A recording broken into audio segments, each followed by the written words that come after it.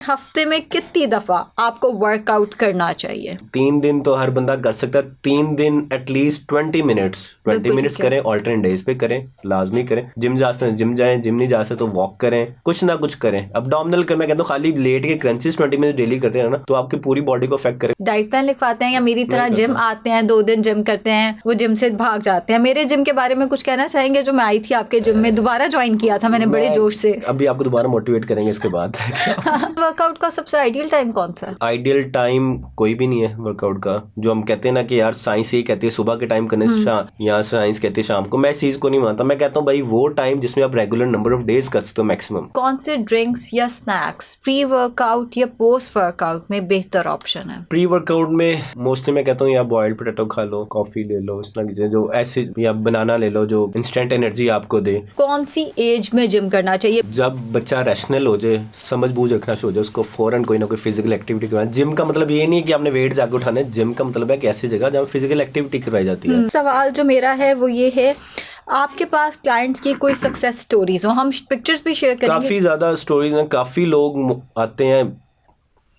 जो success story के पीछे जो सबसे बड़ी इंपॉर्टेंट चीज़ है ना, वो रेगुलरिटी है।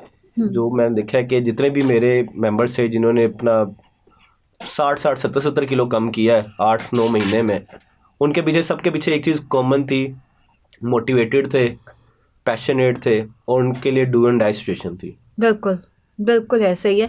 जिस बंदे के पास एक डेडलाइन हो और डू एंड डाई सिचुएशन हो ना, वही काम कर पाता है। वरना सिर्फ आते हैं, डाइट प्लान लिखवाते हैं या मेरी तरह जिम आते हैं, 2 दिन जिम करते हैं, वो जिम से भाग जाते हैं। मेरे जिम के बारे में कुछ कहना चाहेंगे? जो मैं आई थी आपके जिम में, दोबारा ज्वाइन किया था मैंने बड़े जोश से। अभी आपको दोबारा मोटिवेट करेंगे इसके बाद। मैं पूरे 1 दिन जिम गई थी। आपकी ना एक क्लाइंट आई मेरे पास, वो कहती है मैं फिटनेस प्लैनेट जाती हूँ लालक चौक में। मैं कहा मैं भी वहाँ पे जाती हूँ। कहती है कब? मैंने कहा नहीं मैं 1 दिन गई। आपने कहा पहचान ही लो, उस टाइम पे ही ना आ जाए। सो नेक्स्ट क्वेश्चन है, हफ्ते में कितनी दफा आपको वर्कआउट करना चाहिए? At least 3 days a week। जो लोग अक्सर आए कहते हैं कि यार टाइम का नहीं मैनेज हो रहा, 3 दिन तो हर बंदा कर सकता है। 3 दिन एटलीस्ट 20 मिनट्स। अच्छा, बस 20 मिनट्स? 3 दिन एटलीस्ट 20 मिनट, एटलीस्ट। ये नहीं कि 20 मिनट से करना, कम से कम 20 मिनट, हाँ, मैक्सिमम 45 मिनट्स तो करें।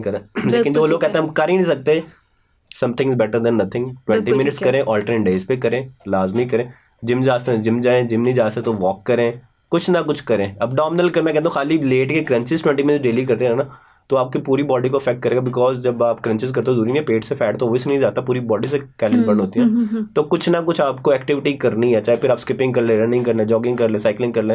20 minutes 3 days a week at least. ये तो हफ्ते का पूरा घंटा बनता है मेरे ख्याल में। इतना तो हम निकाल ही नहीं करेंगे, नहीं निकालेंगे। बिजी हो गए हम। अब इस 20 मिनट में क्या फर्क पड़ेगा? चलो यार 20 मिनट है, कर लेते हैं। अब ये टाइम हुआ है, चलो 20 मिनट है। अब ये टाइम हो गया, चलो 20 मिनट है। करते करते दिन से रात और रात से सुबह, ये हम सबका होता ही है। तो वैसे वर्कआउट का सबसे आइडियल टाइम कौन सा है? आइडियल टाइम कोई भी नहीं है वर्कआउट का। जो हम कहते हैं ना कि यार साइंस ये कहती है सुबह के टाइम करने से, या साइंस कहती है शाम को, मैं इस चीज़ को नहीं मानता। मैं कहता हूँ भाई वो टाइम जिसमें आप रेगुलर नंबर ऑफ डेज कर सकते हो मैक्सिमम। ये बहुत अच्छी बात है। फॉर एग्जाम्पल आप कहते हो कि यार साइंस कह रही मॉर्निंग में करो, फ्रेश एयर है, ये हुआ है, तो पता चलता है भाई आयशा तो मॉर्निंग में उठ ही नहीं सकती। तो फिर आयशा सोचेगी यार फिर मैं अगर उठ ही नहीं सकती तो फायदा, दवा करो, एक्सरसाइज क्या करनी है। तो फिर मैं कहता हूँ यार जो नंबर ऑफ डेज आप मैक्सिमम करते हो, अगर आपको लगता है कि यार मैं इवनिंग में कर सकती हूँ और 5 दिन कर सकती हूँ और मॉर्निंग में मैं 2 दिन ही कर सकती हूँ, तो आपके लिए बेहतर है कि आप इवनिंग में करो। बिल्कुल ठीक हो। तो बेस्ट टाइम वो जिसमें हमारे पास टाइम है। बिल्कुल ठीक है, ये आपने मेरी सोच बदली है। मैं हमेशा पेशेंट से कहती थी खाली पेट, नाश्ते से पहले, डिनर से पहले। उस पर बर्डन पड़ जाएगा, उसका टाइम ही नहीं है, आप उस पर डाल दोगे, कहेगी अच्छा यार अब ये भी करना पड़ेगा। एक्स्ट्रा बर्डन नहीं डालना, क्योंकि लोग तो पहले एक्सरसाइज को एक्स्ट्रा बर्डन नहीं समझते हैं। क्योंकि यहाँ पे टीच ऐसा किया जाता है। इसकी सबसे बड़ी एग्जाम्पल ये है कि जब हम स्कूल जाते थे, मैं तो एटलीस्ट, आप शायद बहुत बड़े स्कूल में पढ़ी, मैं तो छोटे में पढ़ता था, वहाँ पे अब क्या होता था, लेट आए हो, चक्कर लगाओ 2 ग्राउंड के। काम नहीं किया हो, 2 चक्कर ग्राउंड के लगाओ। तो हमें जो फिजिकल एक्टिविटीज है ना, एज अ पनिशमेंट सिखाई गई हैं। हाँ, आई गेट इट। तो जब हमें स्कूल लेवल पे फिजिकल एक्टिविटीज ज्यादा पनिशमेंट सिखाई जाएंगी, तो बड़े होकर जिम कौन जाएगा? बिल्कुल ऐसे ही, ये वाली सोच बदल। वो कहेंगे यार ये तो सजा है, मैं क्यों जाऊँ? फिर जब हमें हार्ट अटैक होएगा, फिर हमें कुछ होगा, फिर हम जाएंगे जिम। अच्छा, जब डॉक्टर कहेगा हूँ तू नहीं बचना, तो फिर हमने जाना है। अदरवाइज हमें जहन में डाल दिया गया है कि भाई फिजिकल एक्टिविटी जज़ा नहीं है, सजा है। बिल्कुल सही बात है, ये हमें अप्रोच सबको ही बदलनी हमें पड़ेगी। स्कूल लेवल में बदलने की जरूरत है कि जहाँ पे लेट हम आते हैं तो टीचर कहते 2 स्क्वाट लगाओ, 10 स्क्वाट्स लगाओ। हाँ। फिर हम जिम में जाके स्क्वाट्स क्यों करेंगे जब हमें माइंड में भर दिया गया कि स्क्वाट्स एक सजा है। बिल्कुल सही, बिल्कुल तो माइंड सेट चेंज करनी है। माइंडसेट बिल्कुल सही। मुझे ये बताइए कि आपके ख्याल में कौन से ड्रिंक्स या स्नैक्स प्री वर्कआउट या पोस्ट वर्कआउट में बेहतर ऑप्शन है? प्री वर्कआउट में मोस्टली मैं कहता हूँ या बॉइल्ड पोटैटो खा लो, कॉफ़ी ले लो, इस तरह की चीज़ें जो ऐसे, या बनाना ले लो जो इंस्टेंट एनर्जी आपको दे। पोस्ट वर्कआउट में कोशिश होती है कि आप प्रोटीन इंटेक अपना बेहतर करें, कार्ब्स ले लें, डिपेंड करता है उसका टारगेट क्या है। तो प्रोटीन या कार्ब्स को मिक्सअप करके पोर्शन दिया जा सकता है। बिल्कुल ठीक है, परफेक्ट। अगला सवाल मेरा ये है कि कौन सी एज में जिम करना चाहिए? बिकॉज बच्चियां मुझे कहती हैं कि अगर हम अभी अनमैरिड हैं, हम जिम करेंगे तो कोई मसले मसाइल तो नहीं हो जाएंगे। यही सवाल उनका डाइट को भी लेकर होता है, यही उनका जिम को भी लेकर होता है। तो कौन सी एज में आपके पास आना चाहिए? Age is just a number, पहली बात यह है। जब बच्चा रैशनल हो जाए, समझ बूझ रखना शुरू हो जाए, उसको फ़ौरन कोई ना कोई फिजिकल एक्टिविटी करवाएं। जिम का मतलब ये नहीं है कि आपने वेट जाके उठाना है। जिम का मतलब है कि ऐसी जगह जहाँ फिजिकल एक्टिविटी करवाई जाती है। तो बच्चों को फिजिकल एक्टिविटीज़ कराएं। और जैसे आप कह रही हैं कि बच्चियाँ पूछती हैं कि कोई मसले मसाइल तो नहीं हो जाएंगे, मैं ये कहता हूँ कि यार एक्सरसाइज नहीं करेंगे तो मसले मसाइल हो जाएंगे। बिल्कुल ऐसे ही, करने से नहीं होंगे, ना करने से ज़रूर हो जाएंगे। तो कोशिश करें फिजिकल एक्टिविटी तरफ आएँ। और बहुत से पेरेंट्स आते हैं कि यार बच्चे, मेरा 13 साल का होगा, 14 साल का, आप किस एज में करवाना? मैं कहता हूँ यार बाप का बच्चा भाग रहा है, दौड़ रहा है, उसको करवाओ, कोई ज़रूरी नहीं है। अब तो जिम्स के अंदर पूरे स्टूडियोज़ बने हुए, डिफरेंट टाइप के प्ले एरियाज़ हैं, तो वहाँ बच्चों को भेजें। हमारा कॉन्सेप्ट ही है ना कि यार डंबल लिफ्ट करना है, तो डंबल हर बंदे का टारगेट नहीं है। एक्सरसाइज कराई जाती है टारगेट बेस्ड। आपका टारगेट कुछ और होगा, मैं टारगेट कुछ होगा। हो सकता है आपके टारगेट में वेट लिफ्टिंग हो ही ना, हो सकता है मेरे टारगेट में जस्ट वेट लिफ्टिंग हो।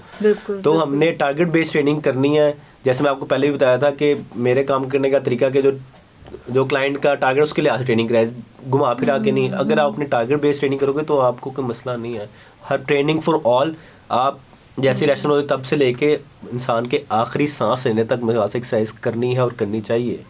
ये आपकी एक तो एंटी एजिंग है, दूसरा आपके लाइफ स्टाइल को बेहतर करता है। मैं अक्सर लोगों को कहता हूँ यार मरना सबने है, लेकिन अपनी ज़िंदगी को क्वालिटी बनाएं। बिल्कुल ऐसे ही है, बिल्कुल। 2 ऑप्शन सबके पास है। मैं हर प्रोग्राम में, हर सेगमेंट सबको कहता हूँ यार भाई या तो डॉक्टर को पैसे दे दो या जिम में पैसे दे दो। ऑप्शन आपकी या मेडिसिन खा के ज़िंदगी गुजारनी है या एक्सरसाइज करके हेल्दी लाइफस्टाइल गुजारो। बिल्कुल। और वो जो एक कॉन्सेप्ट है कि अगर हम जिम जाएंगे बच्चियों का तो हमारा मर्दों जैसा जिस्म हो जाएगा, या हमारे 6 पैक्स बन जाएंगे जो देखने में अच्छे नहीं लगते, या आप समझ रहे हैं मर्दों जैसी फिजिक। बच्चियां कहती हैं कि हमारी मर्दों जैसी फिजिक तो नहीं हो जाएगी अगर हम जिम जाएंगे। मैंने वैसे अपनी कोई 15-16 साल की जो है एक्सपीरियंस में तो आज तक किसी लड़की के मसल बने नहीं देखे, सिवाय टीवी पे। तो वहाँ पे जो दिखाए तो वो स्टेरॉइड लगे होते हैं। हम तो ओबियसली स्टेरॉइड के साथ नहीं काम कर रहे। अच्छा।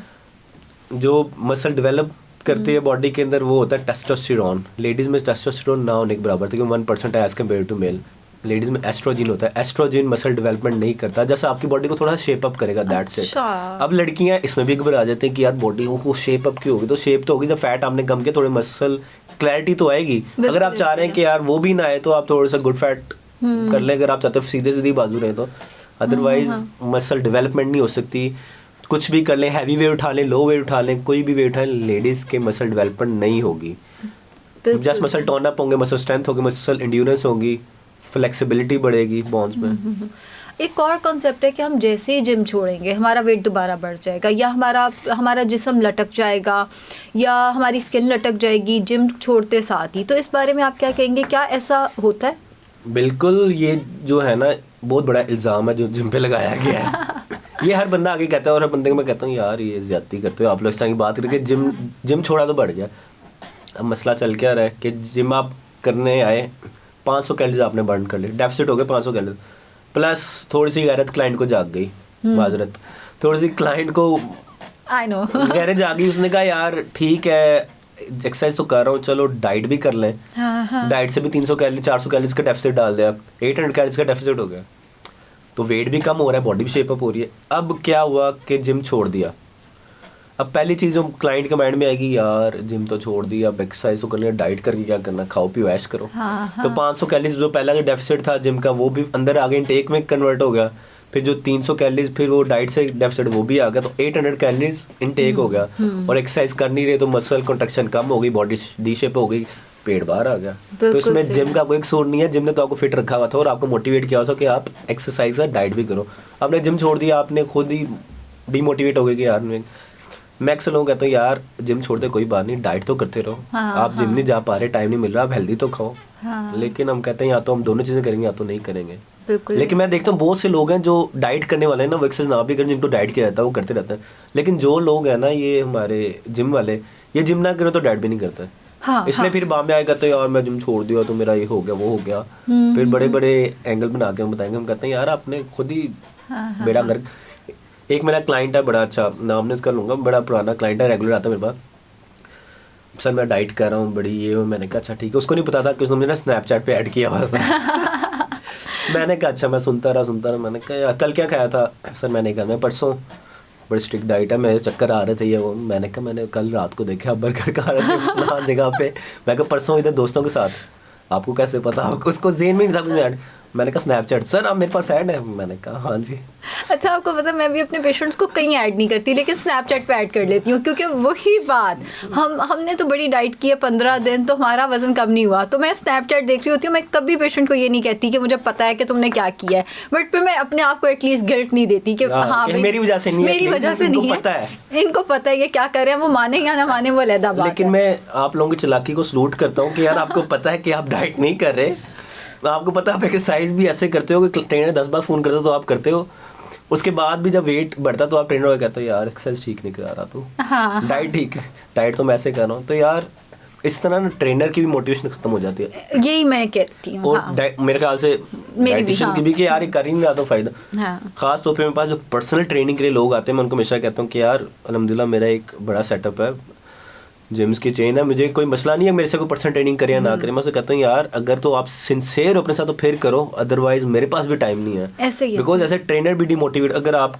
चाहते हो कि अपना 50-60 किलो कम करना है तो मैं आपको ट्रेनिंग कराऊंगा। अगर आप कहते हो मैंने नहीं करना, मैं मोटिवेट नहीं हूँ, खाली टाइम पास करने का, तो मेरे पास भी टाइम नहीं है। बिल्कुल ऐसे ही। बिकॉज सम टाइम ट्रेनर को देख के क्लाइंट को अच्छी वाइब आ रही है, सम टाइम मेंबर को देख के ट्रेनर मोटिवेट हो रहा होता है, लेकिन जब सामने ट्रेनर को लगे ना कि यार मैं इसको खींच के किसी तरह मैसेज करके कॉल करके बुला के लेके आ रहा हूँ, आके ये सही तरह एक्सरसाइज भी नहीं कर रहा और डाइट भी नहीं कर रहा, तो ट्रेनर डीमोटिवेट हो जाता है। तो ऐसे लोगों से मैं बड़ा चिढ़ता हूँ। मैं उनको पहले कहता हूँ यार ये काम करना तो मैं नहीं कराऊंगा। आप मुझे तो नहीं सुना रहे। वो कहते हैं ना चोर की दाढ़ी में तिनका। ये सब उन लोगों के लिए है जो ऐसे कर रहे हैं, लेकिन मैं आप इतना नहीं करते, मुझे अंदाजा। लेकिन पक्का अगले हफ्ते से जब देख लीजिएगा आप लोग।